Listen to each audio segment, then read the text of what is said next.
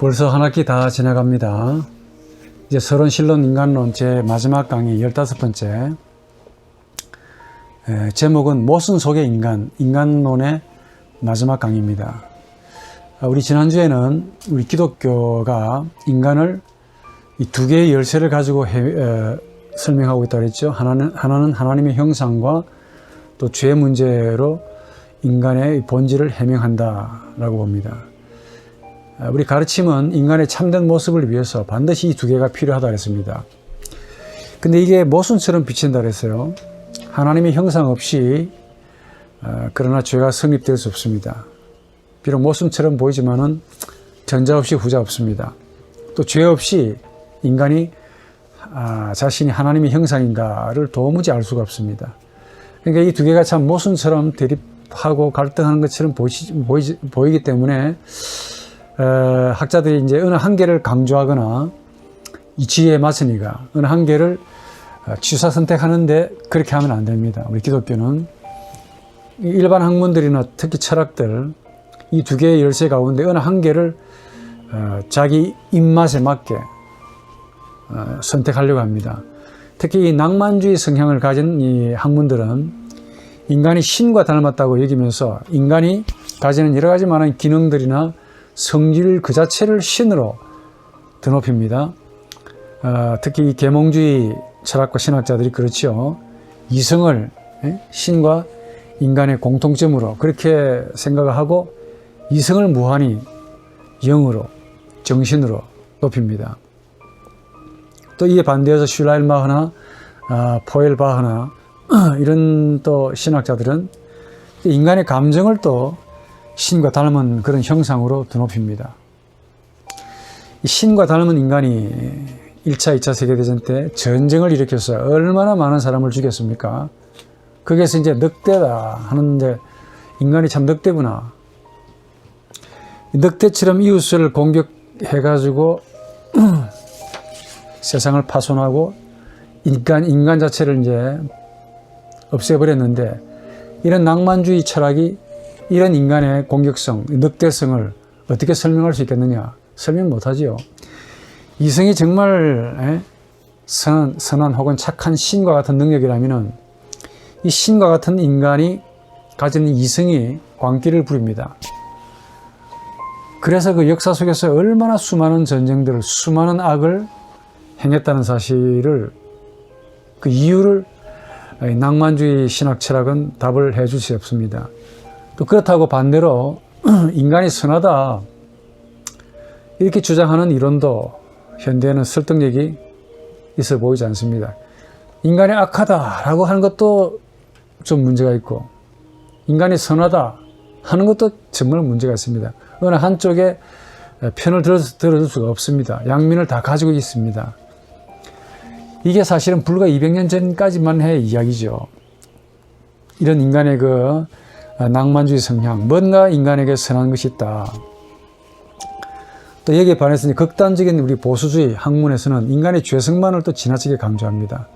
인간을 죄인이라고 규정하지는 않지만은 인간의 그 한계, 죄악을 많이 강조합니다. 인간의 죄성은 인간의 참된 모습을 비추어 주고 있긴 하지만은 그러나 이게 인간의 전부다, 인간의 실제성이다 이렇게 말하기에는 뭔가 우리 인간에게는 또 뭔가 플러스 알파가 있다 하는 사실을 느끼죠. 하나님이 인간을 향해서 자신을 닮았다 라고 선언하시는 하나님의 선언을 간과하면 안 됩니다. 우리 인간이 사람으로 창조가 되었는데 불순종으로 인해서 부패한 인격이 된 것 맞습니다. 인간이.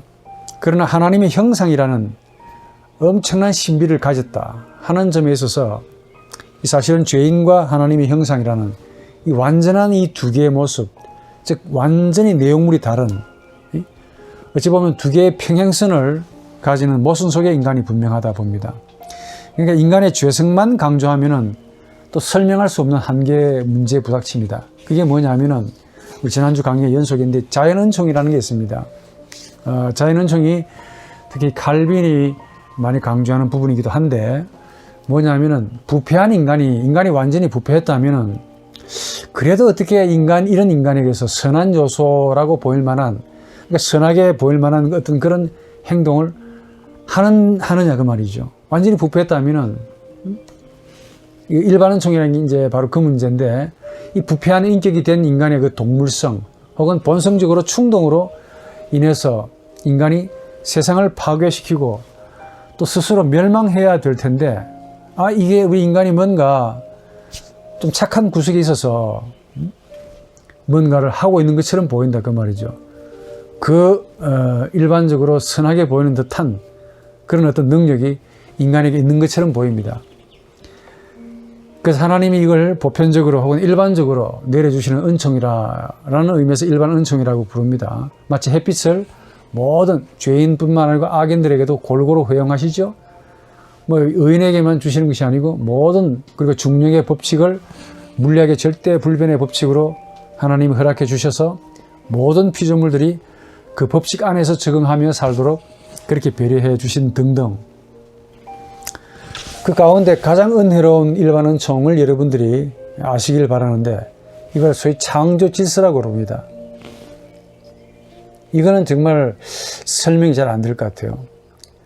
이게 이제 사람의 부패 여부와 전혀 관계없이 창조 시에 부여되었는데, 이런 은총인데, 인간이 부패 이후에도 여전히 유지가 되는 그런 질서가 있습니다.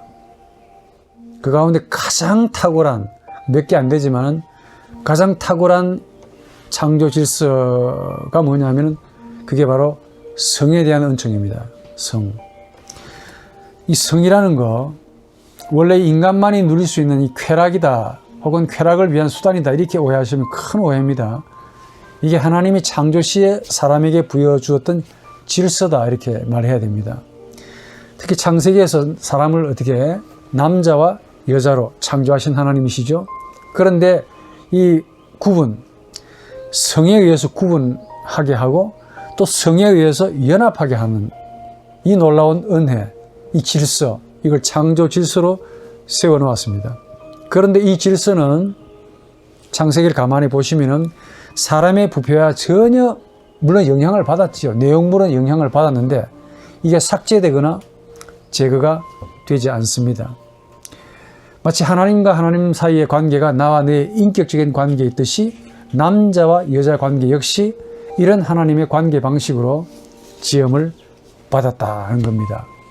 말하자면은 하나님의 관계 방식인 이 나와 너의 관계이듯이 남자와 여자의 관계 역시 이런 신적인 관계와 유사하게 창조되었고 지금도 여전히 유지가 되어 있다 하는 점에 있어서 죄와 무관한 거 아니냐 하는 질문이 나옵니다. 특히 남자의 갈빗대를 가지고 여자를 만드셨다 이렇게 기록하죠. 언뜻 생각하면 즉 부패인 인간인 우리가 이 이야기를 보면 이런 생각을 할 겁니다. 남자가 여자보다 우월하지 않냐. 그러니까 우월성의 근거를 여자가 남자에게서 나왔다라는 사실로 되는데 그런 의미가 아닙니다. 남자가 여자를 지배할 수 있거나 혹은 힘이나 무력이나 이걸 옛날에는 로고스, 이승이라는 여자는 에로스가 좀 많고 남자는 로고스가 좀 많아서 로고스가 에로스를 지배할 수 있다라는 식으로 고대 헬라인들이 또 그렇게 생각했습니다. 그런 의미가 아닙니다. 이 남자에게서 여자를 만드신 사건은 이 신적인 관계죠. 이 인격적인 관계와 아주 유사하게 사람을 남자와 여자로 만드셨다는 것을 의미합니다.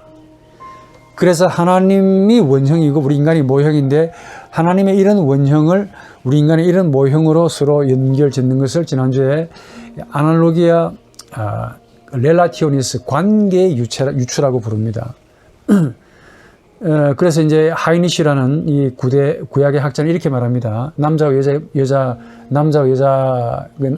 남자로 인해서 만들어진 것을 가지고 여자는 남자의 상대로 있으며 성적으로 그와 다른 그러나 그와 동일하고 같은 가치로 피를 나누었으며 그 증거가 내 뼈 중에 뼈요 살 중에 살이라는 말을 했답니다.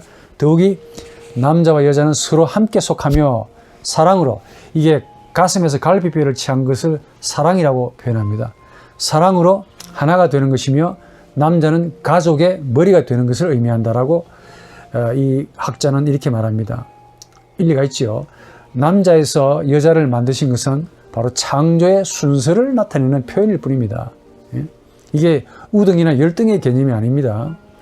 이런 점들을 고려하면 사람은 남자와 여자로 되어 있습니다. 자신들의 그 성 정체성은 하나님과 이웃 앞에서 마주해서 가질 수 있다라는 사실을 암시하죠. 그러니까 남자는 여자로 인해서, 그리고 여자 역시 남자로 인해 살아가는 인격적인 존재자다는 것을 의미합니다. 특히 우리 예수께서 신약에서 창조주께서 처음부터 그들을 남자와 여자로 만드시고 둘이 한 몸이 될 것이다. 따라서 그들이 더 이상 둘이 아니라 한 몸이다. 한 몸이 될 거라고 이야기했습니다. 속된 말로 남자는 금성에서 여자는 화성에서 왔는데 본질이 틀립니다. 그런데 무엇으로 인해서 한 몸이 되느냐? 성에 의해서 한 몸이 된다. 그죠? 이게 또 가볍게 생각하면 참 그런가 보다 하는데 학문하면 할수록 인간의 신비함을 많이 느끼셔야 돼요. 그래서 예수께서 하나님이 짝지어 주신 것을 사람이 나누지 못한다고 마태복음 19장에 그렇게 말씀하시면서 이 말씀의 그 깊은 의미를 여러분들이 깊이 숙고하시면서 발견하셔야 돼요. 이 사람은 남자와 여자라는 두 요소, 두 종족도 아닙니다. 두 구성원도 아니야. 서로 구분되지만 하나가 된다는 점을 강조하고 있어요. 그러니까 우리 예수의 가르침에 따르면 사람은 남자와 여자로 구분됩니다.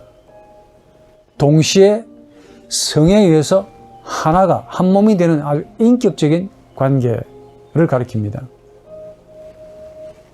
그러니까 인간의 성은 남자로부터 여자를 구분하게 하고 또 여자로부터 남자를 구분하게 하고 그 구분시키는 중요한 역할을 합니다.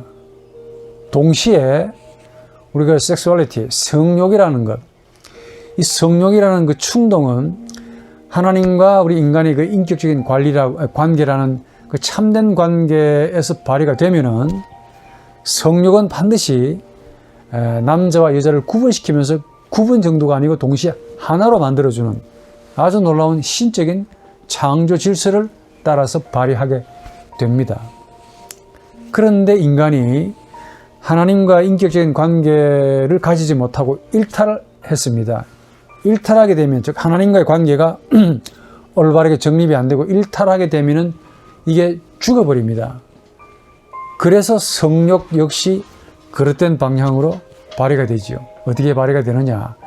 남자가 여자를 힘이 좀 세다고 힘으로 지배하려는 약탈 방식을 취한다든지 아니면 성욕을 옛날 우리 조선시대처럼 가문이나 종족 보존을 위한 수단 정도로 그렇게 기능적인 방식으로 발휘한다든지 나아가서는 같은 성끼리 동성애, 양성애, 유아 성폭행이나 혹은 존속 성폭행이나 심지어 동물과의 성관계를 스승없이 그렇게 행한다 이게. 우리 인간의 리비도가, 이 성욕이라는 리비도가 그렇게 행하도록 강렬한 욕구를 불러일으킵니다.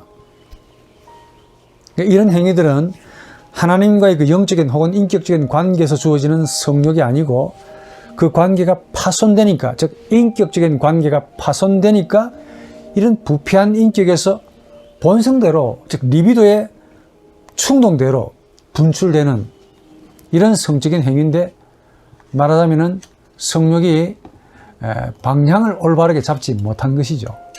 성욕은 삭제가 되어야 할 그런 나쁜 본성이 아니고 방향을 올바로 잡아줘야 돼요. 가만 냅두면은 이게 지 마음대로 무절제, 원래 이 리비도가 무절제, 충동이라는 말도 있지만 무절제, 달의 변형, 변화, 이런 뜻을 가지고 있는데, 이게 리비도가 이끄는 대로 삐딱해져 가지고 나온 결과라고 봅니다. 마치 이런 제 생각이지만은 이런 성욕의 올바른 방향을 잡지 못한 방향성을 전 다른 곳에서도 많이 발견합니다. 지금 얼마나 많이 뜨겁습니까? 날씨가 되게 뜨거운데도 운동을 계속하는 분들이 있어요. 땀이 계속 나오는데도 제가 보면 저분이 운동을 하는 것이 아니고 운동 중독에 걸린 것 같은 느낌이 들어요. 저렇게 하면은 쓰러질 텐데 이분은 계속 운동합니다. 또 이렇게 계속 자신의 그 에너지를 사용하게 되면 죽을 텐데 그걸 직감하면서도 문란한 성적인 관계를 멈추지 않습니다. 마약이나 도박도 마찬가지죠. 재산이나 자기 몸에 대한 혹은 영혼에 대한 이런 이 스스로 피폐하는 모든 이런 행위들도 궁극적으로 성의 이 완전한 곡해지요. 그러니까 성욕의 곡해는 굳이 남성이나 여성과의 어떤 성적인 관계에서만 해당되는 게 아닙니다. 전부 다 삐딱해져 가지고 나오는 아주 다양한 문화 현상으로 아주 다양하게 나타난다는 겁니다. 이걸 리비도를 연구해 보시면 다 나옵니다. 이 부패한 인격임에도 불구하고, 그럼에도 불구하고 인간의 이 죄악과 사실은 어떻게 보면 영적인 관계가 없이 남자와 여자는 여전히 인격적인 관계고, 또 그 남녀 간의 인격적인 결합이 결혼이다, 결혼해야 한다, 이걸 아주 당연한 그런 상식으로 국민들도 알고 있고 성경도 그렇게 증거하고 있습니다. 근데 이게 창조 질서지요. 근데 이 창조 질서는 하나님과 우리 인간과의 관계가 비록 파손되었지만은 그로 인해서 사람이 부패했습니다. 이 부패한 인격이 되었지만은 그럼에도 불구하고 우리 지난주에 말씀드린 대로 인격이라는 터, 사람이라는 터는 사라지지 않았다 하는 사실을 의미하죠. 그래서 동물보다 혹은 동물처럼 더 동물처럼 행동할 수 있겠고 동물보다 더 악하게, 사실은 동물이 악하다라고 말할 수 없습니다. 윤리적인 개념이 아니니까. 비교를 하자면은 동물보다 더 동물스럽게 행할 수 있지만은 동물이 아닌 것은 바로 이 터 때문에 그렇다는 것이죠. 인간은 동물이 아닙니다. 동물보다 더 악한, 독하고 모진 그런 행동을 할 수도 있지만은, 그러나 이 사람이라는 이 바닥, 터는 삭제되거나 죄로 인해서 제거되는 것이 결코 아니다 하는 사실을 보여주지요. 그래서 이 터 위에서, 바로 이 터에서 하나님이 인간 밖에서 인간 안으로, 또 인간 위에서 인간으로 오셔서 이 터 위에서 자신의 형상을 새롭게 하신다는 겁니다. 그래서 고린도전서 3장 16절에 바울이 이렇게 말하지요. 너희가 하나님의 성전인 것과 하나님의 성령께서 너희 안에 계시는 것을 참 알지 못하느냐 라고 바울이 선언합니다. 우리가 성전이래요. 우리가 만약에 동물이라면, 하나님의 부패하고 난 다음에 동물이 되었다면 우리가 어떻게 성전이 될 수 있겠습니까? 하나님의 영이 어떻게 역사하실 수 있는, 거하실 수 있는 그 전이 되겠습니까?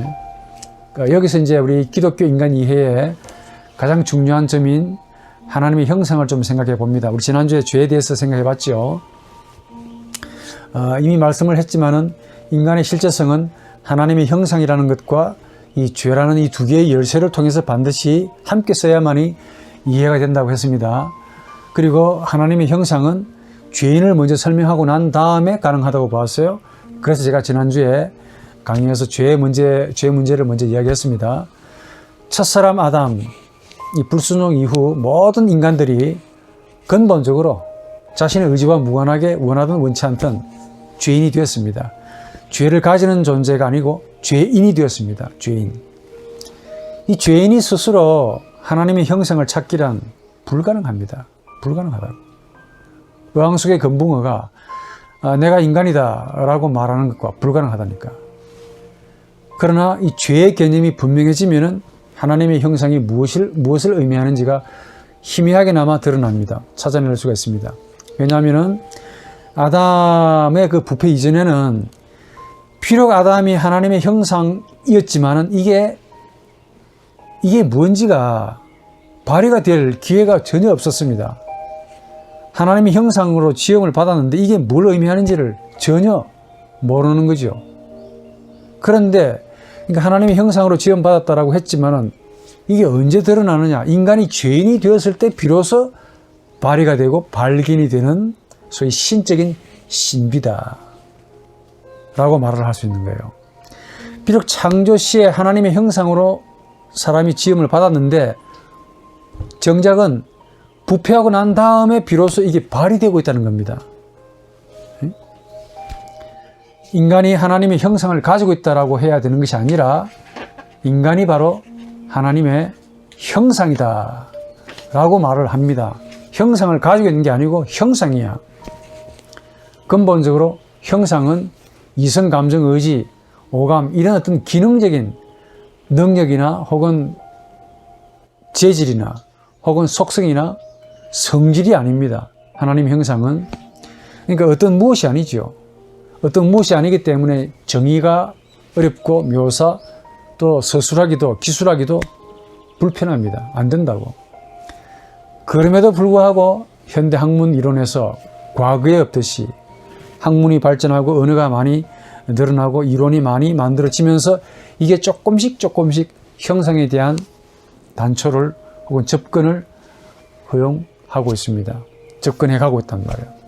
그리고 신학도 이런 일반 은총에 학문의 이런 일반 은총적인 도움을 받고 있습니다.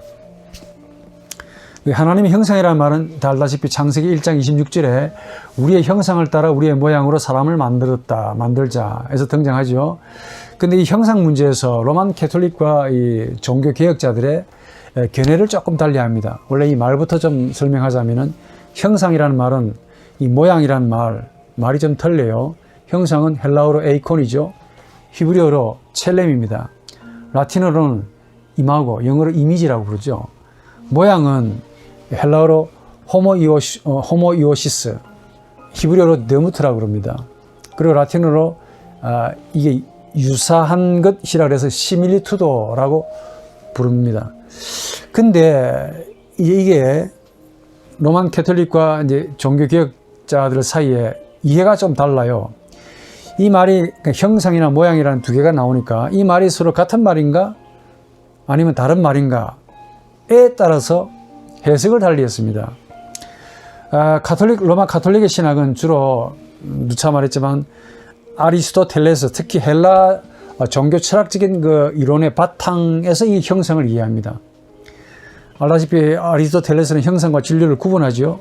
플라톤도 그렇게 했고, 이런 그 철학적인 방식을 도입해서 이레니우스라는 이 교부는 아리스토텔레스의 형상과 진료라는 이 이원론을 가지고 해석을 합니다. 그러면서 형상은 이성적인 자연성이라고 가리키고 이분이 해석하고 이것 때문에 동물과 구분된다라고 말합니다.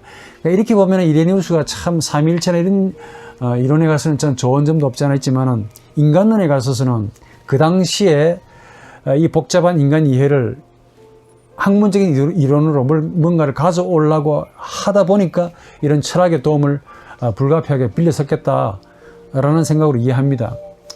알다시피 아리스토텔레스에 의하면 인간은 형상과 진료로 되어 있어요. 여기서 진료가 뭐냐? 육체를 의미하고 형상은 자유의지 혹은 선을 사랑하는 마음, 또 생각하는 능력, 이런 정신적인 혹은 영적인 그런 요소를 가리킵니다. 이걸 그대로 따왔다니까. 인간이 가지는 이성이란 뭐냐? 신만이 가지는 로고스, 이성의 한 몫이라고 그렇게 의미합니다.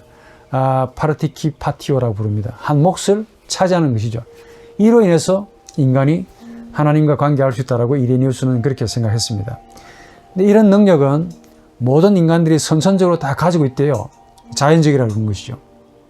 이게 이성적인 자연성이라고 아까 이레니우스가 불렀지요. 이 자연적이기 때문에 본성적이고 자연적이기 때문에 상실할 수 없는 능력이다라고 이레니우스는 생각합니다. 반대로 모양, 시밀리투도 여기에 해당되는 이걸 이분들은 초자연성으로 하나님의 속성과 같은 초자연성으로 이해합니다. 이게 죄로 인해서 부패로 인해서 완전히 상실되었다라고 말합니다. 어찌 보면 참 그 당시로는 일리가 있는 이론이라고 보이긴 한데 그 유명한 어거스틴도 이 문제를 자연과 은총이라는 말로 이해합니다. 그래서 은혜는 죄로 인해서 상실되었지만은 자연에 해당되는 이 형상, 요거는 이성적인 구조다. 요걸 이성적인 구조로 이해를 했는데 요게 어떻게 보면은 그 당시로서는 할 수 있는 최고의 말인데 이게 철학적인 방식, 즉 플라톤이나 신플라톤주의에서 이론을 받아왔기 때문에 이게 나중에 중세로 흘러가면서 행위신학의 그 단초를 제공합니다. 이게 여전히 남아있다는 거야.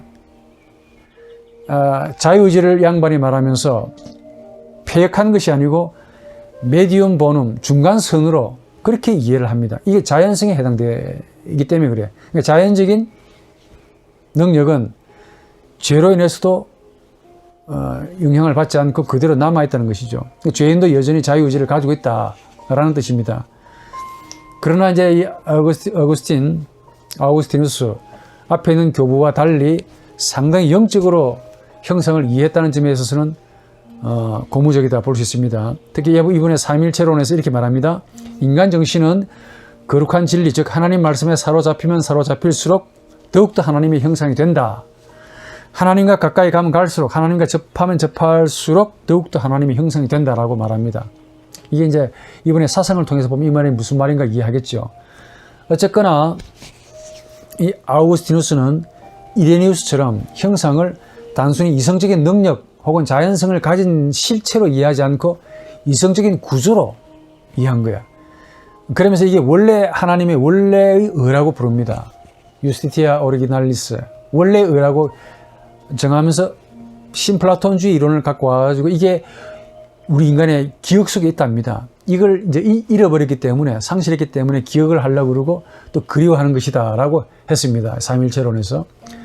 이걸 보면은 이제 아우구스티누스는 여전히 신플라톤주의, 플라톤주의를 넘어가지 못했다. 이걸 가지고 성경을 이해하려고 애를 썼다. 그럼에도 불구하고 상당히 고무적인, 완전히 아리스토텔레스적인 그런 요소를 극복하면서 플라톤적으로 다가갔다라고 평가를 합니다.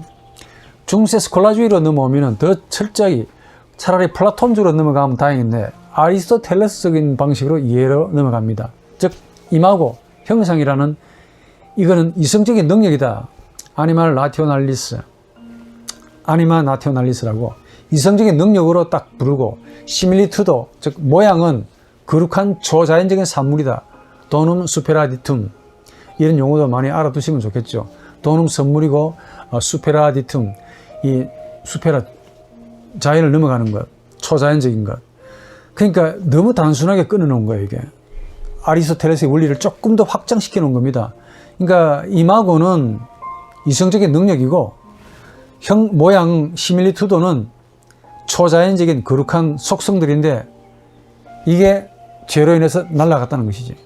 그러나 형상에 해당되는 이마고는 여전히 그대로 부패되지 않은 채 남아있다.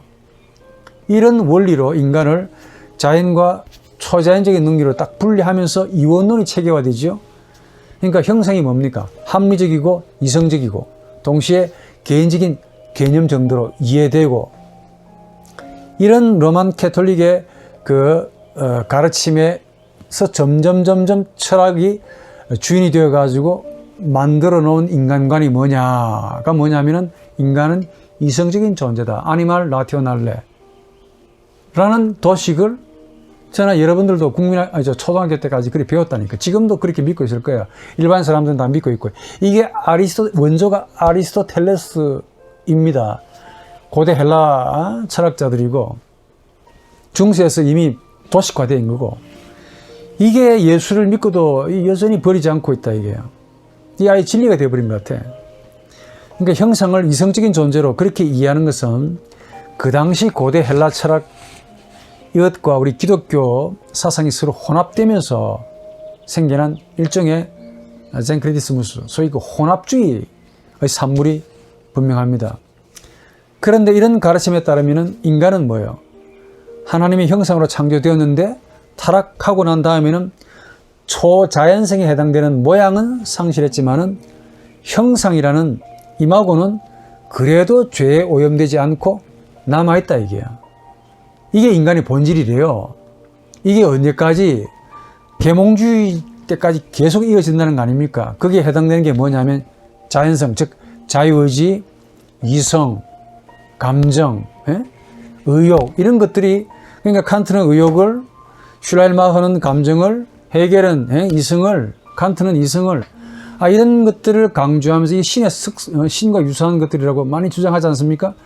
이런 능력을 우리 인간이 자유의지로, 인간도 자유의지를 가지고 있으니까, 부패하지 않은 상태로 남아있으니까 우리 인간의 행위로, 자유로운 의지의 행함으로, 선행으로, 공로로 이 잃어버린 그 시밀리투도 모양 이걸 회복할 수 있다라고 지금도 믿고 가르치고 있습니다.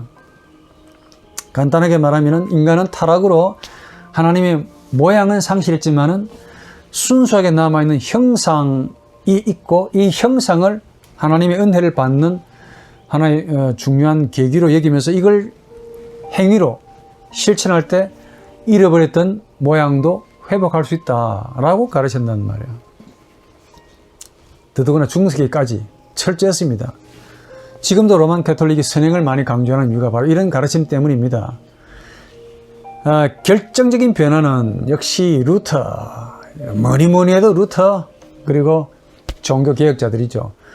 루터는 그 당시에 아주 대담하게도 이런 철학적인 형상 이해를 완전히 깨부셔버립니다.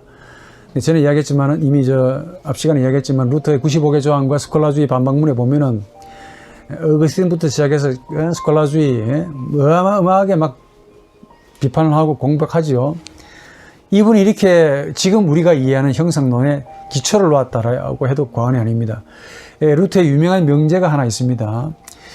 제 책 그 영적 존재로 인간학에서 나오는데 저자인 저도 이거 그냥 인용해 드립니다. 내가 썼지만은 뭐냐면은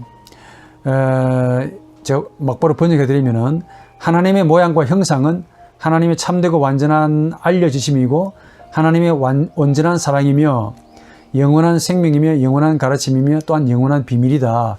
여기서 이 형상과 모양에 대해서 영원한 가르침이고 영원한 비밀이다. 영원한 사랑이다. 이런 식으로 이미 루터는 이렇게 명제를 정해놓고 시작한 거야. 이 말이 시사하는 바가 뭐냐면 인간의 하나님의 형상 이해는 인간의 잡다한 철학적인, 특히 아리스토텔레스적인 그 스콜라주의적인 이런 판에 박은 듯한 과학적인 용어로는 설명이 해석이 안 된다 하는 선언입니다. 의도적으로 이 루터가 이렇게 선언한 겁니다. 여러분 아실는지 모르지만 루터는 히브리어를 너무너무 잘한 거야. 이게 서양인으로서 동양인의 언어를 이렇게 잘할 수 있다는 게 극히 힘듭니다. 마치 여러분들이 영어나 불어, 독어, 네덜란드어를 퍼펙트하게 그 본토인보다 더 잘한다는 게 가능하겠습니까? 루터가 히브리어를 너무 잘했다는 거 아닙니까? 그 증거가 어디 있느냐? 바로 이 문제에서 나옵니다.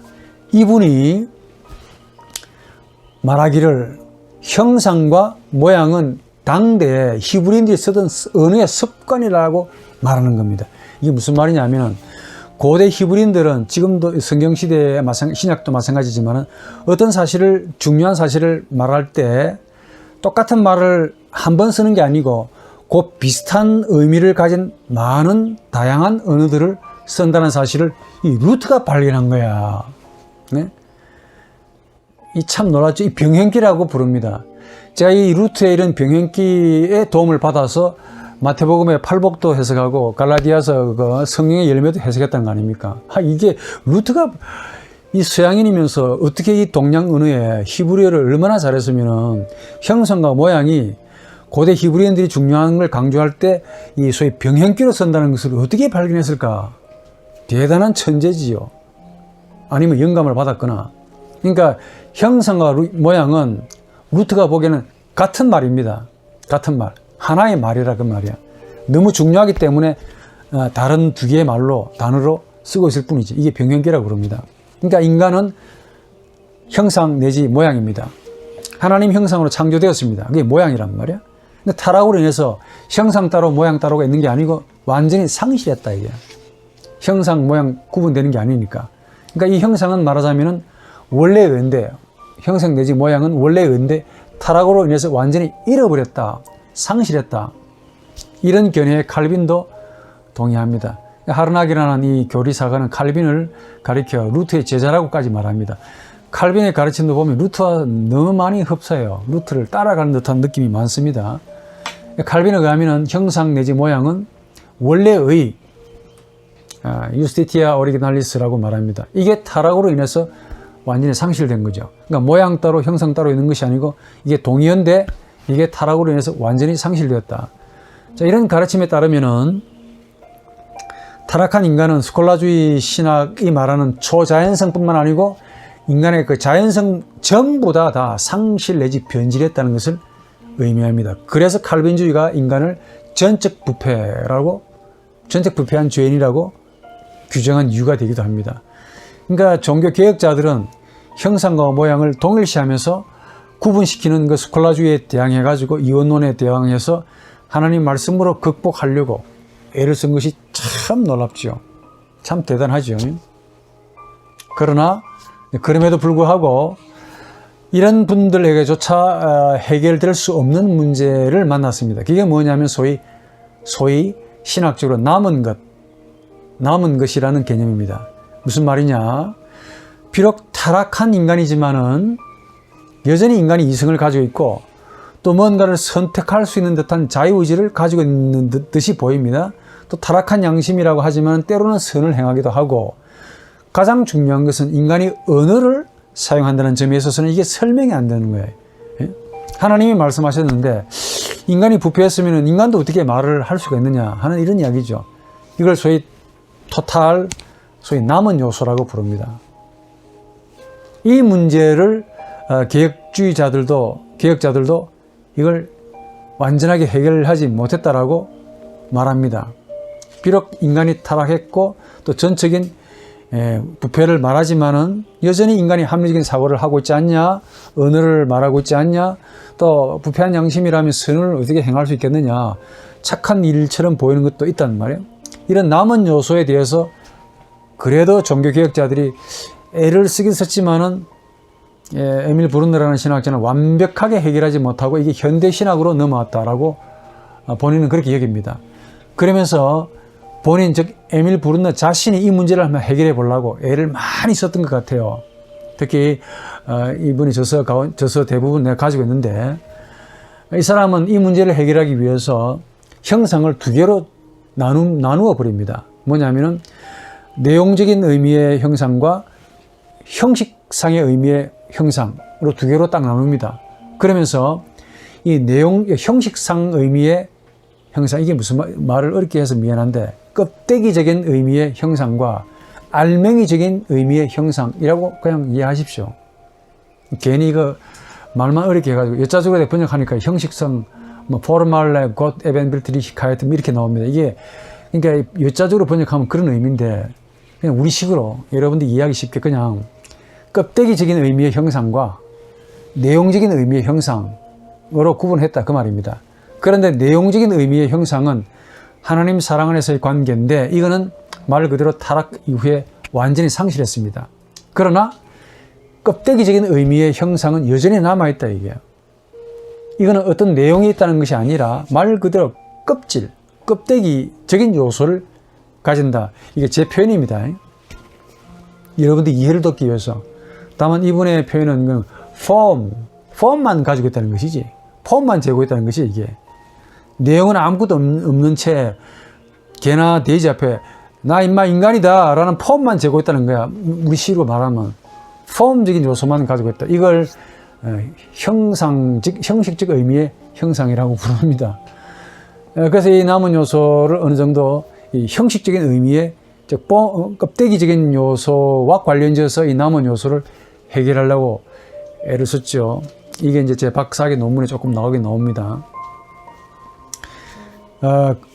이야기 다시 원점으로 돌아와서, 하나님의 형상은 이런 종교 개혁자들이 본 바와 같이 어떤 실체적인, 어떤 내용적인 것이 결코 아닙니다. 맞습니다. 이 말은 우선 이 형상이 철학적인 사유로 이해되어야 되는 것이 아니라 철저하게 하나님 말씀과 관련해서 이해가 되어야 한다는 의미입니다. 이게 전제입니다. 그리고 하나님 말씀이란 지금 우리가 사용하고 있는 우리 의식이 만들어낸 모국어나 외국어가 아닙니다. 언어를 두고 말하는 것이 아닙니다. 이게 뭐냐? 누차 말했지만은 하나님 자신이 스스로 가지고 있는 관계로 이해해야 됩니다. 그런데 이 관계 역시 인간의 이성으로 감지되거나 또 증명되거나 하는 실체의 개념이 아닙니다.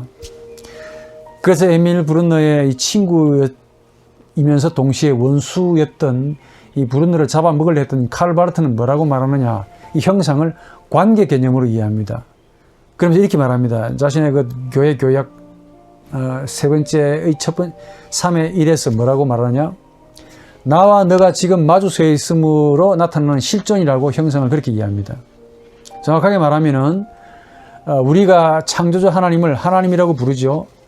그럴 때 이런 우리 자신 안에서 생기는 창조주와의 영적인 관계라는 카테고리로 바르트가 이해한 겁니다. 그러니까 의미적으로 보면은 자기 친구인 브룬너하고 상당히 유사합니다. 그런데 브룬너를 바르트는 자연주의 신학자라고 신토마스주의자라고 해서 막 공격하고 잡아먹었다는 거 아닙니까? 그게 바로 그 자연신학이라는 책에서 나와요. 조금 빗나간 이야기입니다. 이 형상으로서 인간은 그 자체가 인간적인 어떤 진료적인 내용을 말하고 있는 것이 아니라 하나의 상을 말합니다. 이 상을 에밀 브룬너의 말에 의하면 그냥 형상 혹은 형식적인 의미의 상, 이걸 우리식으로 조금 말하면 이해를 돕기 위해서 껍데기라고 말하는 것이 좀 좋겠다 하는 생각이 듭니다. 그래서 이제 종교개혁자들이 완전히 해결하지 못한 소위 남은 요소, 선한 요소를 이 껍데기에 대한 이해로서 어느 정도는 좀 해결했다라고 느낌이 들긴 듭니다. 인간이 이성을 사용하지요. 그리고 언어를 발명하지요. 또 선을 행할 능력은 없지만 그래도 선을 생각한다지요.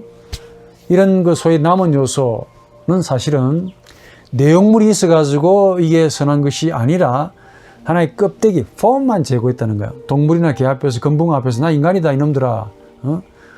멋있지 않냐. 폼 재는 그런 정도의 상에 불과하다 하는 식으로 이해했다는 겁니다.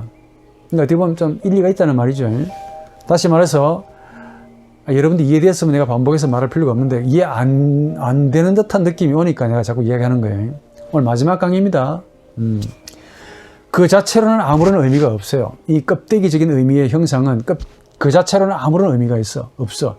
즉 하나님의 은혜, 즉 그리스도로 채워질 때만 비로소 의미가 있는 구실을 한다는 겁니다. 즉 하나님의 말씀으로 채워지지 않는 상태에서는 이게 꿈을 꾼다는 거지 폼만 재고 있다는 거예요. 뭘 스스로 행할 수 있는 능력처럼 지가 잘난 척하고 폼 재고 있으면서 개나 대나 소나 이런 짐승들 앞에 부려먹고 나 인간이야 임마 너희들은 짐승 아니냐. 인간은 그래서 위대한 존재다, 이성적인 존재다 막 생각하는 호모 코기탄스, 호모 파버 도구를 만드는 존재다. 너희들 도구 만들지 못하지 않냐. 이래가지고 인간 자연을 핍박하고 지 마음대로 부려먹는 소위 관념주의의 주인이 되었다라고 말하는 겁니다. 따라서 이 사변주의 관념주의는 소위 그 남은 요소가 마치 자신의 본질인 것처럼 내용물이 있는 것처럼 진짜인 것처럼 그렇게 착각한 데서 나온 결과다라고 이제 말할 수 있는 것이죠. 현상적으로 인간은 선을 생각할 수 있습니다. 그러나 선을 생각할 수 있다는 것과 선을 행하는 것은 질이 다르지 않습니까? 선을 행하는 것은 인간이 선해야 나오는 거고 선을 생각하는 것은 껍데기만 가지고 있어도 나올 수 있는 겁니다. 사람이면 누구나 그렇게 할 수 있잖아요.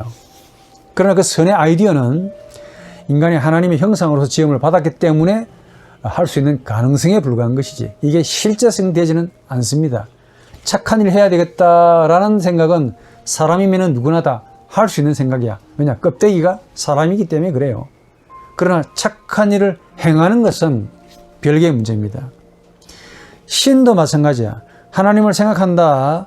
하나님을 그리워한다. 인간이면 할 수가 있는 겁니다. 이게 거룩한 생각이나 뭐 경건이나 신앙이라고 오해하시면 안 됩니다. 정욕이야. 신을 생각하는 그 대상이 아니고 하나님과의 만남을 가져야만 이게 하나님을 만나는 거고 하나님을 가지는 겁니다. 이게 하나님은 만남의 대상이지 생각의 대상이 아닙니다. 하나님의 말씀으로 충만해져야 우리 눈이 확 밝아져서 하나님을 볼 수 있다는 것이죠. 이거는 껍데기만 가지고 폼만 가지고 절대로 되는 것이 아니다 하는 것이 제 생각이고 또 개혁자들의 생각이기도 합니다. 그러니까 이 형상이 일종의 하나의 껍데기, 폼에 불과한 건데 이걸 우리 어떻게 알 수가 있느냐. 불신자의 경우를 한번 생각해 보십시오. 어떤 분이 예수를 전혀 믿지 않습니다. 불신자 가운데 상불신자야. 이분을 전도하기 위해서 부모님들이 그분의 부인이 그분의 자식들이 아빠 좀 교회 좀 가자. 내가 왜 가냐? 너희들은 신을 믿어라. 난 내 주먹을 믿겠다라는 분들이 간혹 있습니다. 내 여기 광주에서 내가 그런 분을 본 적이 없는데 저 부산 가면요. 상상도 못하는 쌍 불신자가 있습니다. 자기 주먹을 딱 내 앞에 대면서 너 예수 믿어라 이놈아. 나는 이걸 믿겠다.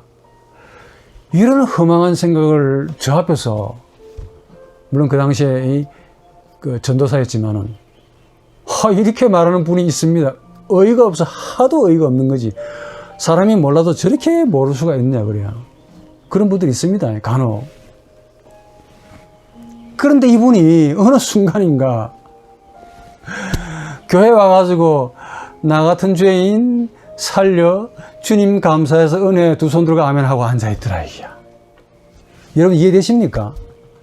주먹을 믿는 그분이 신이 어디 있냐? 내 주먹을 믿겠다라는 분이 오늘날 갑자기 교회 와가지고 나 같은 죄인 살리신 하나님의 은혜 감사 눈물 흘리며 눈물은 안 흘립디다.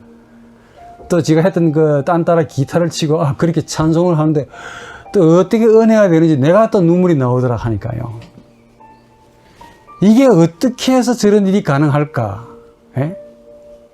솔직히 그때는 좀 이해가 안 됐는데 제 신학 공부를 하고 인간학을 좀 연구해 보니까 이해가 된다 이게. 이게 바로 하나님의 형상의 문제입니다. 이게 이성을 두고 저분의 이성이 하나님의 말씀을 받아들였다고 말을 할 수 있겠습니까? 천만의 만만의 말씀. 저분의 이성은 머리가 너무 좋아요. 얼마나 머리가 좋은지 자기 주먹을 믿는 대신에 머리도 되게 좋아. 자기 부인과 자식들은 전혀 이분 못 따라갑니다. 말로도 못 따라가. 부인이 전도를 하는데 말로 안 되니까 전도사님 나보고 전도사님 제발 우리 남편 좀 전도시켜 주세요. 제가 뭘 압니까? 뭐 그 당시에. 그래서 선생님의 부인이 이렇게 사정하시는데 좀 긍휼한 마음을 베푸시고 교회 좀 나가주시면 안 돼요 하니까 그때 저보고 주먹을 쥐고 까불지 마라 이놈아.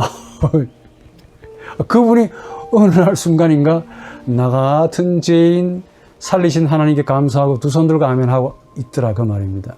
이게 인간의 이성, 그분의 이성이 이렇게 만들었다고 보십니까? 천만의 만만의 말씀이지. 어린 반푼어치도 없습니다. 왜냐? 이 신앙이 아니면 불가능해요. 신앙은 인간이 사물을 인식하는 방식과 전혀 다른 방식으로 다른 차원에서 일어나기 때문에 그래. 이 인간 안에 있는 어떤 선천적인 자연성을 통해서 말씀을 받아들인다라고 말하면은 자연 철학적이에요. 스콜라주의라 그러니까. 인간에게 뭔가 선한 요소가 남아있다. 로만 카톨릭이 됩니다. 우리 개혁주의는 인간에게 남아있는 거 없다는 거예요. 하나님에게 이를 만한 요소 전혀 없다. 이성 웃기지 마라. 감정 까불지 마라. 의욕 잘난 체 하지 마라. 전부 부패했다 이게. 자기 주먹을 믿는 데만 다 쓰고 있는데 이런 분이 이걸 무엇으로 설명할 수 있겠습니까? 신앙 아니면 불가능한 거야. 하나님이 초자연적으로 주셨다는 사실을 저분을 통해서 내가 깨달은 겁니다. 신앙은 하나님의 말씀을 들을 때 일어납니다. 우리에게. 이거는 인간의 자연성으로 인해서 주어진 것이 아니라 하나님의 주관적인 주권이라고 성경은 딱 암시하고 있지 않습니까? 하나님의 역사란 말이야. 그런데 이런 주권적인 역사인 신앙이 우리 인간 정신의 어떤 카테고리를 통해서 오냐가 말이야. 하나님이 신앙을 이렇게 탁 주시는데 우리 인간은 신앙을 받습니다. 근데 개나 짐승들은 우리가 똑같이 받아야 안 되겠습니까? 그런데 개나 짐승들은 신앙을 못 받아요. 하나님이 개나 짐승을 미워해서 신앙을 못 주시는 게 아닌 것 같아. 뭔가 없다는 거지. 즉 신앙이라는 하나님의 이 은혜를 받을 만한, 이걸 응답할 만한 카테고리가 없다는 사실을 신학을 통해서 발견했다는 거 아닙니까? 성경에서는 그걸 마음이라고 묘사합니다. 즉 하나님의 말씀을 우리가 마음으로 받아들였다라고 애매하게 표현합니다. 그러면 조금 더 나아가서 마음이 뭐냐? 를 이제 연구하기 시작하는 거죠. 여러 신학자들은 마음을 인격의 중심이라고 해석합니다. 그러니까 여기서 조심할 것은 또 인격이라는 말, 지난주에 했듯이 이 칸트 이후에 소위 그 낭만주의 혹은 관념주의에서 말하는 자율이나 혹은 뭐 스스로 자신을 세우는 주관이나 혹은 사변적인 해결의 정신이나 뭐 개인이나 이런 식으로 오해하면 안 됩니다. 말이 똑같다는 것 뿐이야. 이 전부 다 철학적인 곡해입니다. 철학적인 방식으로 형상을 이해했기 때문에 나오는 아주 우리하고 다른 해석이죠. 우리 기독교에서 가르치는 이 인격, 마음, 이거는 타락한 우리 인간에게는 실체로 존재하는 어떤 것이 아닙니다. substance, 실체가 아니라 그 말이에요. 인간의 인격이란, 사람의 인격이란 전적으로 타자이신 창조주 하나님과 영적으로 만날 때, 하나님과 만날 때 그 하나님과 관계하는 카테고리, 하나의 카테고리. 이게 없으면 하나님을, 또 이게 없으면 하나님이 우리를 보지 않고, 이게 없으면 우리가 하나님을 보지 못합니다. 만나지를 못해요. 즉, 개가 아니고, 새도 아니고, 사람이기 때문에 하나님을 만나는 것. 그겁니다. 그거. 그러니까 사람이라는 탈을 썼기 때문에, 그리고 그 사람은 절대적으로 하나님의 영으로, 즉 하나님의 영이신 생명으로 살아가는 생명체, 네페시이기 때문에 사람만이 하나님을 만나는 겁니다. 조금 더 정확하게 말하면 사람만이 창조주를 향해 자발적으로 결단할 수 있다. 이걸 약간 실존적인 의미인데, 개나 돼지는 결단 못합니다. 좀 한 대 치면은 왈왈거리고 한 대 치면 음매하고 목소리를 낼 뿐이지 자발적으로 결단을 못하죠. 그런데 사람은 창조주를 하나님으로 만나면서 자신을 하나님께로 드리는 결단, 나 여기 있습니다. 그것도 자발적으로 아버지라고 부르고, 이런 결단, 이거는 사람이 아니면 불가능합니다. 여기서 말하는 결단은 또 뭐 실존주의 철학에서 말하는 그런 심각한 내면의 마음의 준비를 해서 엄격한 선택을 하는 그런 철학적인 의미의 결단이 아니고, 말이 참 똑같다 보니까 해석이 참 많이 필요하네. 여기서 이 결단이라는 말은 전적으로 수동적인 의미를 가지고 있어요. 일종의 반응과 유사합니다. 이해를 돕기 위해서, 여러분 여기 지금 음악 소리 들리죠? 저는 잘 들리는데 여러분들이 좀 들립니까? 혹시 이 음악이 잠 오는 소리, 수면을 위한 음악이기 때문에 제 강의 듣다가 잘 주무십시오. 잘 자는 것도 은혜지. 못 자는 것보다 낫지 않겠습니까? 소리가 들리죠? 소리가 들리면 우린 자연스럽게 소리를 듣기 위해서 결단합니까? 아니면 자연스럽게 고개를 돌려서 듣습니까? 전자입니까? 후자입니까? 답이 없기 때문에 여러분들이 후자라고 스스로 믿고 싶습니다. 앞에 꽃이 보이죠? 카라하고 장미하고 참 소중하신 분들이 이 강의를 위해서 갖다 놓으셨다는 거 아닙니까? 여러분들은 안 갖다 놓지만은 귀하신 분들이 갖다 놓은 겁니다. 이 강의를 위해서. 꽃이 앞에 있습니다. 볼 때마다 감사해요. 꽃이 앞에 있기 때문에 자연스럽게 내 눈이 가는 것이지. 이걸 보기 위해서 결단해 봐야 되겠다. 이걸 보기 위해서 심오하게 결심을 하고 내가 보자 라고 해서 본 게 아닙니다. 제가 말씀하는 이 결단은 일종의 반응, 응답과 유사하다 그 말이에요. 신앙이 이런 것과 유사하다 그 말입니다. 허무하고 공허한 천공을 향해서 엄숙하고 엄격하고 근거가 전혀 없음에도 불구하고 그냥 믿어보자 소신 신념으로 이렇게 행하는 정신적인 행위가 아니라 반응입니다. 있기 때문에 보는 것이고 들리기 때문에 듣는 거야. 들린다는 말이 무슨 말입니까? 상대가 나를 불렀다는 말이죠. 하나님이신 상대가 나를 불렀기 때문에 예 하고 내가 하나님을 향해서 향합니다. 반응하는 것이죠. 이 카라나 이 장미께서 나를 향해서 우리 선생님 저 좀 봐주세요 라고 향기로 아름다움으로 노란색으로 저를 부르고 보라고 부르고 있지 않습니까? 그게 부르기 때문에 예 하고 내가 봐주는 것밖에 없어요. 이게 반응이라고 말이야. 이 심오한 실존적인 철학에서 말하는 이런 결단이 아닙니다. 그냥 반응입니다. 있기 때문에 보는 거고 들리기 때문에 듣는 것, 이걸 신앙적인 결단이다 라고 하는 겁니다. 예. 결단이 뭐냐? 하나님의 은혜를 향해서 내가 예 하고 너 어디 있니? 라고 물으실 때 예? 들리기 때문에 이해하고 반응하는 유일한 정신의 운동입니다. 그런데 이 간단한 반응을 개나 돼지나 짐승들은 못한다 이겁니다. 얼마나 신기하십니까? 이게 사람만이 할 수 있다는 거야. 그래서 이 결단은 정신적인, 장소적인, 실존적인 개념이면서도 동시에 인격적인 개념입니다. 지금 나하고 마주하는 타자에게 내 자신으로, 상대가 자신을 가지고 나에게 말을 걸어왔기 때문에 내가 내 자신으로 상대와 마주하는 그 순간 가지는 존재가 바로 하나님의 형상이다.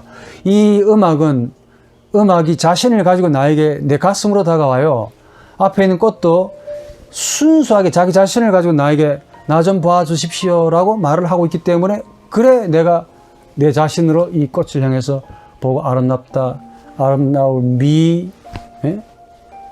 사랑 이런 것들을 생각하는 거예요. 이게 형상입니다. 일종의 반응이죠.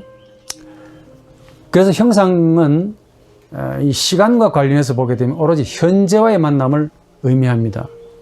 여러분 현재가 뭔지 아십니까? 아주 흥미롭게도 현재는 우리에게는 지금 여기서 라는 이 순간적으로만 와 닿는다는 사실이 한 번도 이상하다고 느껴본 적이 없으시죠? 앞으로 여러분들이 고민 좀 많이 하셔야 될 겁니다. 이제 한번 질문 던져보시라고. 이제 마지막 시간인데 여러분들에게 또 내가 뭐라 하고 싶진 않습니다. 왜 현재는 항상 순간적이냐? 아우구스티누스 어거스틴의 말과 같이 과거와 미래는 우리에게 기억과 기대로 늘 가지고 있습니다. 우리가. 그런데 현재만큼은 너무 찰나적이고 너무 일시적이고 너무 순간적이에요. 눈만 감았다 하면 곧바로 과거가 됩니다. 현재가 우리에게 순간으로 다가오는 것은 인간의 나가 원래 현재라는 시점을 소유할 수 없기 때문입니다. 이게 저의 대답입니다. 오늘 마지막 시간이니까 중요한 거 막 나오네. 여기서 이 현재가 인간의 것이, 즉 내 것이 아니라는 표현은 다르게 말하면은 우리 인간의 나가 현재라는 시점에 초대되어서 살아가고 있다라는 의미입니다. 현재 초대되어 살아간다는 말은 무슨 말이냐? 하나님의 영이신 루아흐, 성령, 영이 히크 에트 눈크, 지금 여기서 나에게 자신의 생기, 이걸 오뎀이라고 그러죠? 독일 말로. 생기를 불어넣어 주시는 순간일는지도 모릅니다. 하나님은 지금도 현재라는 시간에서 끊임없이 나에게 자신의 생명의 호흡을 불어넣어 주신다는 겁니다. 그래서 푸뉴마가 원래 분다, 불어넣어 준다라는 동사에서 나온 거야. 푸뉴마, 영이라는 말이. 이런 하나님을 향해 반응하고 쳐다보고 그분을 향하는 그 인격적인 혹은 신앙적인 말씀하시기 때문에 반응하는 이런 결단을 하는 사람만이 그 하나님을 현재에서 감지하고 만날 수가 있다 하는 겁니다. 인간은 현재에서만 하나님을 체험합니다. 과거, 미래 전혀 의미가 없습니다. 만약에 과거나 미래에서 하나님의 실제성을 경험할 수 있다고 주장한다면 큰 오류죠.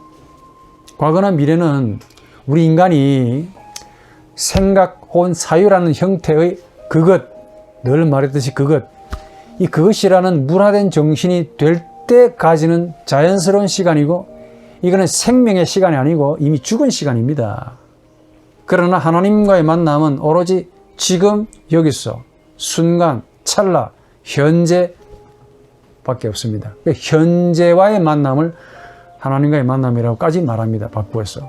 왜냐하면 하나님은 현재로서 지금 우리 정신에게 다가오시기 때문이고 하나님이 다가오시는 그 시점이 현재란 말이야. 이 현재와의 만남, 이 바로 우리 인간에게는 영원을 향한 길이 되기 때문에 그렇습니다. 예수 가라사대 나는 길이요, 진리요, 생명이다. 어디로 가는 길? 하나님께로 가는 길이야. 이게 바로 현재입니다.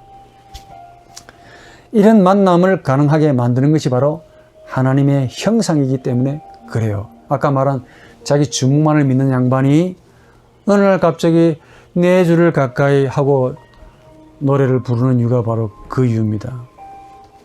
형상은 하나님을 인격으로 만나게 하는 존재고, 인격이란 나와 너의 직접적인 관계라고 합니다. 이 관계를 우리는 영적인 관계라고 하지요.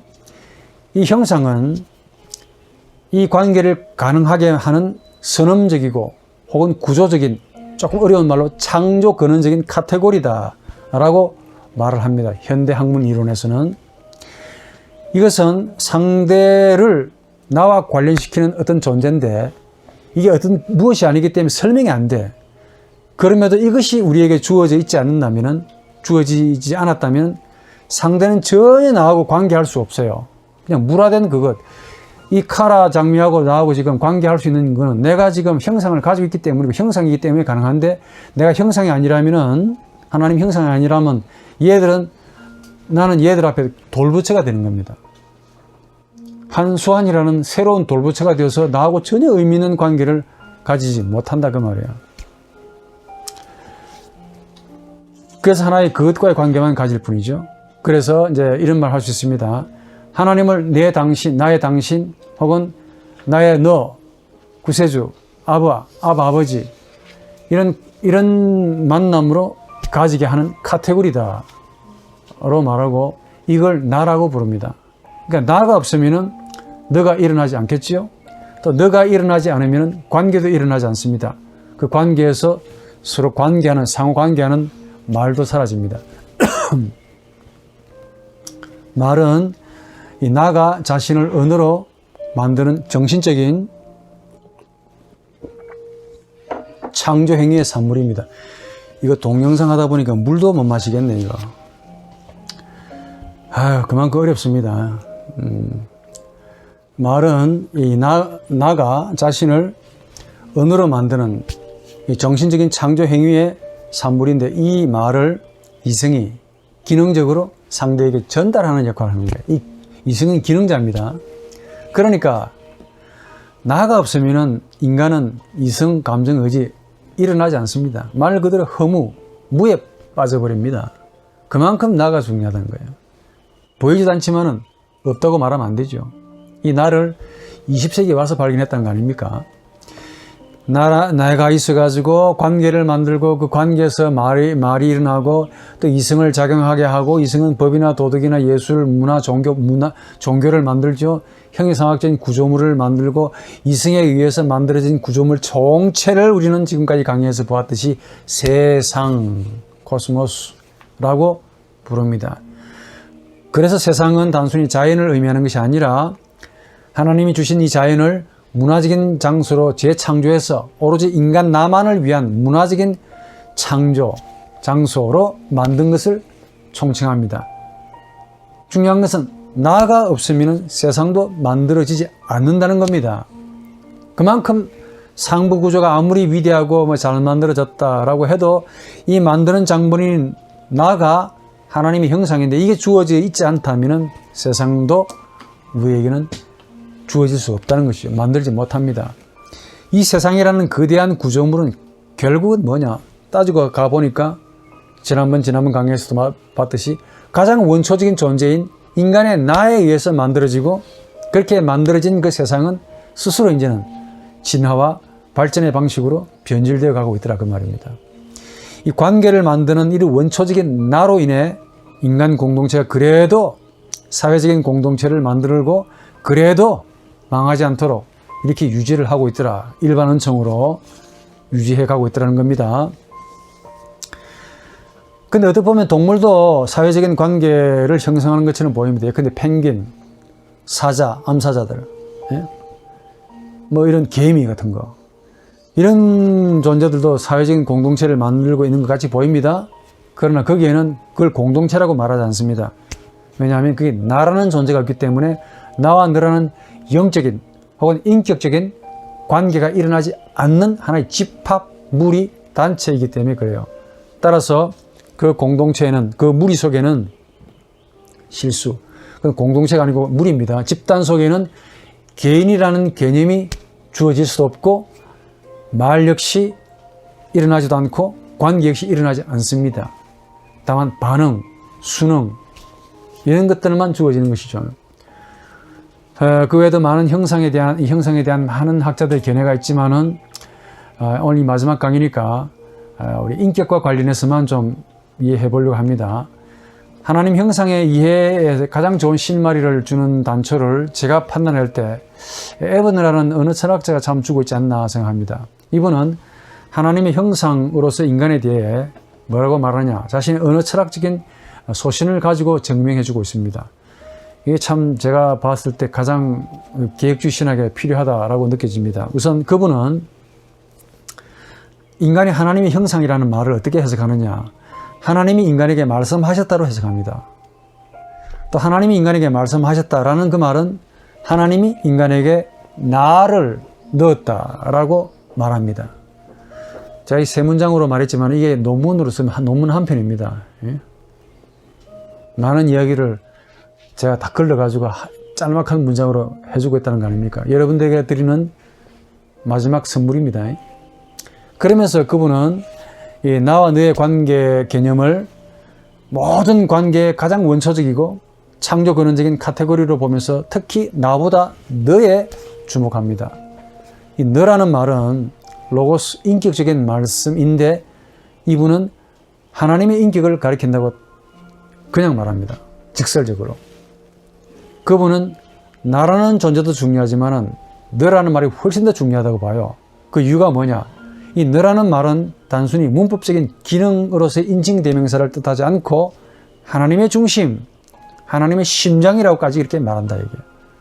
이 너가 원어를 읽으시면 여러분들 감동이 될 텐데, 정리하자면은 인간은 하나님의 말씀에 불순종해서 하나님과 인격적인 관계를 거리를 가지게 되었습니다. 그 인격적인 거리란 뭐냐? 단순히 멀어졌다 혹은 떠났다라는 개념이 아니고 인간 영혼이 인격적인 말씀이신 하나님 앞에서 떨어져 나갔다라는 것을 뜻하는데, 그 결과 떨어져 나갔다니까 죽었다는 개념인데, 이 죽었다라는 말이 무슨 말이냐면 인간이 사망했다는 뜻이 아니고 사변적인 존재가 되었다라는 식으로 이분이 해석해요. 이 말이 맞다니까. 인간은 하나님에게서 떨어져 나가면은 꿈을 꾸는 정신병자가 된다는 거야. 제 말로 이분의 생각을 옮겨드리면은, 그래서 인간은 항상 추상적인 생각 혹은 추상적인 아이디어 혹은 사변이라는 꿈을 꾼다는 거야. 인간은 그 꿈에서 깨어나기 위해서 스스로 하나님이 사람을 창조하실 때 불어넣어 주셨던 그 말을 기억을 해가지고 언어를 만들었다는 겁니다. 꿈에서 깨어나기 위해서. 그러니까 인간이 언어를 배우는 이유가 뭐냐? 하나님과의 그 인격적인 간격, 거리를 가짐으로 인해 잃어버렸던 참된 말을 다시 찾기 위함이고, 이걸 찾기 위해서 언어를 발명했다는 겁니다. 이 책 한 권의 내용인데, 하나님은 사람을 말씀으로 창조하시면서 말씀을 주셨고 그게 나입니다. 타락 후 인간은 이걸 잃어버렸습니다. 참된 나를 잃어버린 거지. 근데 이걸 찾기 위해서 내적인 욕구가 일어납니다. 다시 찾아야 되겠다. 찾지 않으면 죽으니까. 이걸 찾기 위해서 뭘 만들었느냐? 잃어버린 말을 찾기 위해서 모국어, 외국어, 언어를 만든다는 겁니다. 이분이 한 말이 인상 깊은 말을 내가 여러분한테 소개해 드릴게요. 시간의 시작 때에 사람은 단순히 소음이 아닌 말로서 최초로 말을 들었을 때, 그리고 그 스스로 최초의 말을 했을 때 자신의 내면 세계의 빛이 그에게 비추어졌으며 생명의 비밀이 드러나게 되었다. 빛이 어두워져 있었고 인간 앞에 그 비밀이 닫혀져 있었던 한순간이 분명 있었으며 그것은 곧 하나님으로부터 멀어진 순간이었다. 그러니까 이분에게는 타락을 이렇게 표현하는 거예요. 학자답게. 우리는 그냥 쉽게 타락으로 간단하게 말하는데 학자는 이렇게 간단하게 말하지 않습니다. 아주 좋게 말한다니까. 이분의 주장은 뭐냐? 이 부패한 인간의 인격을 딱 떠오르게 하죠. 사람이 하나님께 처음으로 말을 함으로 자신의 내면이 밝아졌다는 것을 의미합니다. 성경은 이걸 가리켜서 선과 악을 알게 되었다. 창세기 3장에. 쟤들이 이제 선과 악을 알게 되었다라고 은유적으로 표현하고 있는데, 이분의 말을 그대로 빌리자면은 인간이 하나님께 처음으로 말하면서 너 어디냐 하나님이 물었을 때 저 뻘거벗은 것 뒤에 두려워 숨었습니다. 응답하지요. 최초로 하나님께 말을 함으로 인해서 자신의 내면이 밝아졌다. 이 말이 선과 악을 알게 되었다는 말과 동의합니다. 즉 하나님과의 인격적인 간격을 가지면서 인간은 하나님께 최초로 말을 하게 되었고 그로 인해 자신의 내면이 환하게 드러났다는 것이죠. 이런 그 주장을 제가 음미해 보면 선과 악을 스스로 세우고 타락 후에 비로소 하나님으로부터 받았던 그 형상을 이제 발휘하게 되었다. 라는 말로 해석이 된다, 이게. 그동안에 애매했던 부분들이 저 사람을 통해서 많은 이제 구체적으로 설명할 수 있는 이런 기회에 참 이분에게 감사하죠.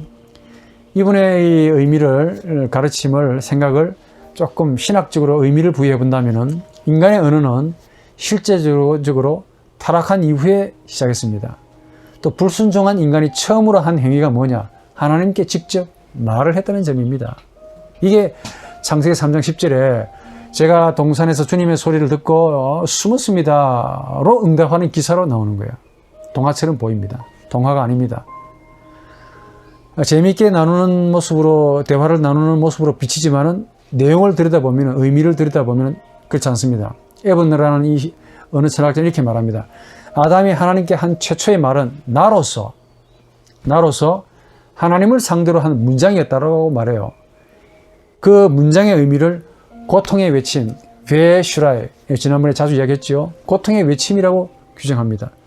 타락 이후에 인간이 하나님께 한 말을 분석해 보면서 이게 내가 하나님을 향하여 고통으로 외치는 소리다 라고 에버너는 해석해 줍니다. 그러니까 이분이 말하고 싶은 게 뭐냐면은 인간이 타락 이후에 비로소 자신이 나라는 인격적인 존재라는 사실을 알았다는 거야. 그 결과로 언어를 만들었고 그 언어는 인간이 최초로 하나님께 한 문장인데 그 문장의 내용이 뭐냐면 고통이다. 고통이라는 의미를 담고 있는 말이라고 그래요. 이 말이 태고적 시절에 일어났던 하나님과의 인격적인 단절로 인한 고통의 외침이었다 라고 말합니다. 그 이후로 아담 이후로 모든 인간들이 태어나면서부터 이 고통의 말을 울음으로 표현한다 라는 사실을 말하고 있습니다. 소위 신생아의 말. 아이들이 태어나자마자 엄마 뱃속에서 편안하게 있었을 텐데 왜 웁니까? 이 밝은 세상 햇빛 보면 얼마나 좋은데. 근데 웁니다. 마치 울음처럼 자신을 표현하는데 그게 우는 것이 아니고 말을 한대요. 어떤 말을 하느냐? 이 신생아이는 자신의 모국어 한국어를 배우기 전에도 말을 토설하고 있다는 것입니다. 한 번도 배워본 적이 없는 복모음을 쓰고 있다는 거예요. 그것도. 에버너는 이 신생아이가 말하는 이 내뱉는 이 복모음에 주목합니다. 이 복모음은 단순히 모음과 자음의 원형들이라고 말합니다. 그러니까 모음과 자음이 만들어져야만이 언어가 되는데 이 복모음은 단순히 그 입놀림에서 만든 소리가 아니랍니다. 말이 이미 그들 안에 놓여져 있다는 것이지. 그 말이 뭐냐? 나.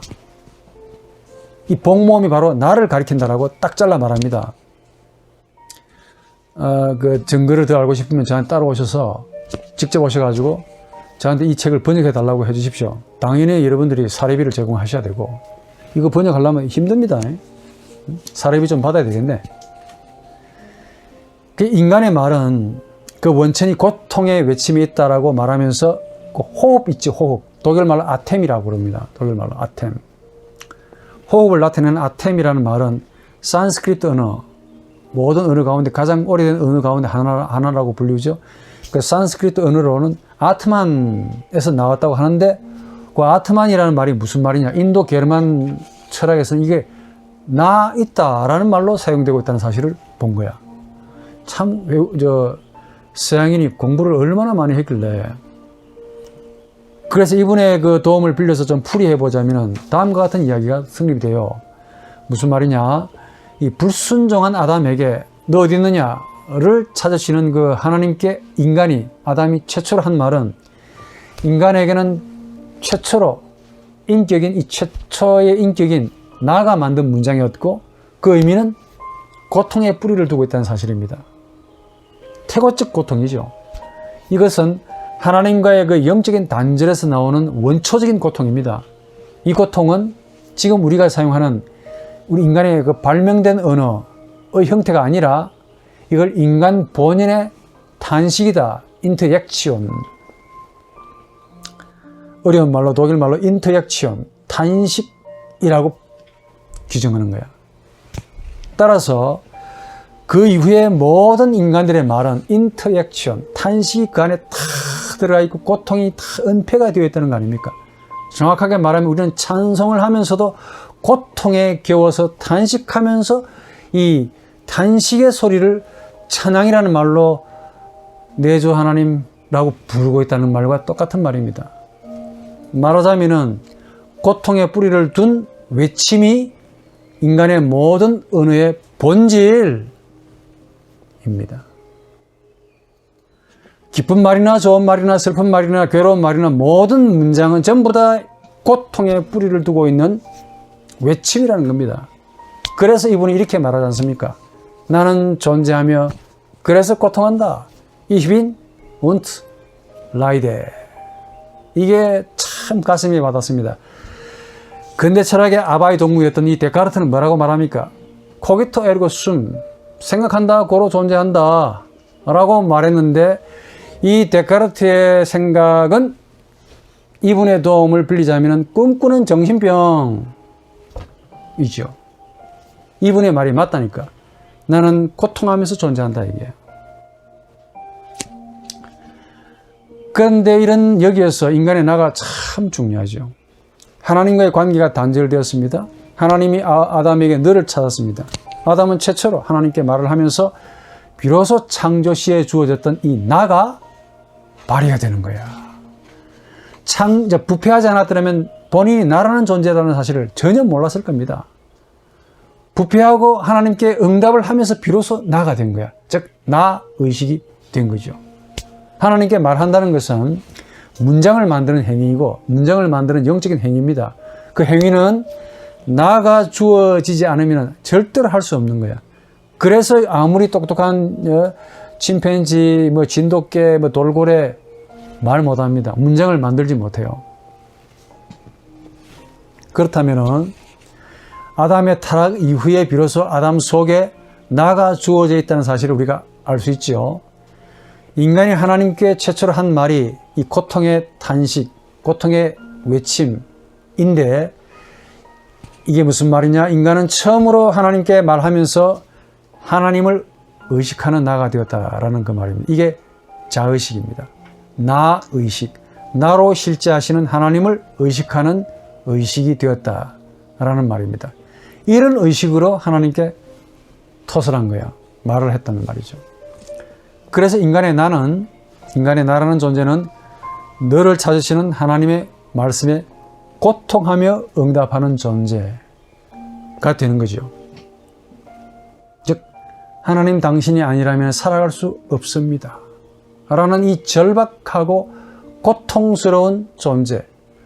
그 후부터 인간은 언어의 필요성을 절실히 느끼게 되었고 말하는 본질이 되었다는 거 아닙니까? 이 말이 바로 기도가 되는 거야. 인간이 기도를 왜 하겠습니까? 하나님으로 인해 살고 싶습니다. 살아야만 됩니다. 하나님 아니면 살 수 없습니다. 라는 말을 하기 위해서입니다. 토설해내는 거야, 이게. 인간의 말이란 본질적으로 이런 태고적인 비밀을 담고 있습니다. 즉, 기도라고 해도 고통하며 신음하는 외침인 거야. 당신으로 인해 살고 있습니다. 의식하든 의식하지 않든. 고통과 함께 인간은 자신을 의식하게 되었고, 그로 인해 언어를 만들게 되었고, 이제 말하는 본질인 나가 된 겁니다. 그래서 에버는 이렇게 말합니다. 하나님이 인간을 창조하셨다라는 말은 하나님이 인간에게 말씀하셨다라고 해석하시는 거예요. 본하자면은 하나님이 인간을 창조하시면서 말씀하셨다라고 합니다. 이번에 유명한 말 하나 더 인용해 드리면은 하나님은 인간을 향해 말씀하시면서 그를 창조하셨다. 하나님은 생명이셨던 말씀을 통해 인간을 창조하셨고 요한복음 서두에 나오는 바와 같이 그 생명은 인간의 빛이었다라고 주장합니다. 이 사람 말 한마디 한마디가 다 명언인데, 이분의 주장에 따르면 인간의 의식은 말의 의미를 찾는 존재입니다. 로고스라고 칭하는 하나님의 말씀으로 인해서만 생명의 의미를 찾는 존재라 그 말이죠. 나아가서 하나님이 인간을 창조하시면서 말씀하셨다라는 말은 하나님이 자신을, 소중한 이 자신을 말로 담아두시면서 인간을 창조하셨다라는 뜻입니다. 그러니까 우리 인간의 마음 속에는, 초개인적인 무의식 속에는 하나님의 나, 하나님의 소중한 것이 있다 그 말입니다. 인간은 이걸 은폐시켜버리고 인간의 의식만 가지고, 자의식이라고 그러죠.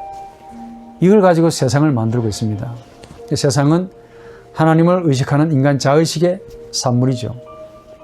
정리해보면 하나님의 형상이란 뭐냐? 말하는 본질과 직접적으로 관계합니다. 인간의 자의식 혹은 나의식은 말하는 본질입니다. 나의식이라 할 때 나란 궁극적으로 하나님을 가리킵니다. 하나님이 나니까. 그러니까 인간의 자의식, 나의식은 인정하든 인정하지 않든 하나님을, 나로 실제하시는 하나님을 의식하는 존재다 하는 그 말입니다. 하나님을 의식하는 존재는 무슨 말이냐? 인격적인 말씀으로 실제하시는 하나님과 교제할 수 있는 존재라는 사실을 전제합니다. 인격적인 말씀이란 본질적으로 인간에게 말을 거시는 인격이라는 말인데, 하나님은 인간에게 말을 거시는 인격이라 하는 뜻입니다. 그 인격에 대해 응답하는 인격, 즉 응답하는 나가 사랑입니다. 이런 점에서 사람은 하나님의 형상이라 그 말이에요. 하나님의 형상이란 하나님의 어떤 자신의 흔적을 뜻하지 않습니다. 오로지 관계적인 개념인데, 하나님을 말씀으로 받는 존재 혹은 하나님을 말씀하시는 인격으로 마주할 수 있는 존재를 뜻합니다. 이게 부패할지언정 사라지거나 제거되는 어떤 무엇이 아니다라는 뜻입니다. 형상은 이성, 감정, 의지를 말하지 않습니다. 오히려 이성, 감정, 의지의 뿌리가 되는 것이죠. 이게 부패하니까 이성, 감정, 의지도 자연스럽게 부패가 되는 것이죠. 부패하고 싶어서 부패하는 것이 아니라 자연스럽게 부패되어 버리는 운명이라고 이성, 감정, 의지를 그렇게 봅니다. 근본적으로 하나님으로 인해서만 생명을 유지하는 형상이기 때문에 그래요. 이게 부패하면 다 죽어버린다니까. 이성, 감정, 의지 아무리 위대하다 할지라도 인격에 뿌리를 두고 있습니다. 말이라고 하는 하나님의 형상에 뿌리를 두고 있습니다. 이 부패한 형상이 되고 보니까 이성, 감정, 의지는 방향을 잃어버리죠. 자기 마음대로, 리비도처럼 마음대로 가고 싶은 대로 발휘하고 마음대로 산단 말이에요. 하나님의 형상을 가장 구체적으로 보여주시는 분이 있습니다. 또 바로 그리스도 예수입니다. 성경에서 그분을 하나님의 형상이라고 딱 규정하죠. 사실 완전한 하나님의 형상은 오로지 예수 그리스도밖에 없습니다. 그리스도 예수는 하나님의 형상을 설명해 주시는 분이 아니라 하나님 형상입니다. 그분이. 하나님이 가장 선명하게 보이고 가장 분명하게 역사하심이 드러나는 인격이 바로 그리스도 예수라 그 말이죠. 그분의 인간성은 하나님을 자신의 유일한 아버지로 항상 당신으로 만나는 그런 인격이었습니다. 그분도 하나님이신데 이런 예수의 인간성에서 뭘 보느냐? 하나님 당신이 아니라면 도무지 살 수 없다. 오로지 하나님 당신으로 인해 살아간다. 라는 예수의 자의식을 보게 됩니다. 그래서 이 강의의 마지막으로 우리가 예수를 믿는다는 것은 이런 예수의 인간성을 본받는 것을 의미하고 이런 예수와 같이 하나님을 아바 아버지로 나의 유일한 당신으로 마주하는 삶을 가리키며 이런 하나님의 인격적인 임하심을 고대하며 살아가는 생명체다 라는 말로 이 강의를 마칩니다. 한 학기 동안 여러분 고생 많이 하셨고 때로는 이해가 안 되는 부분들이 많이 있는 줄로 믿습니다. 이해가 안 되기 때문에 공부해야 되겠다는 열정이 일어나겠죠. 여러분들의 수준보다 훨씬 더 높은 수준이 있다는 사실을 아시고 공부를 많이 하시고 사회 많이 하시고 앞으로 훌륭한 목회자가 되시기를 진심으로 바랍니다.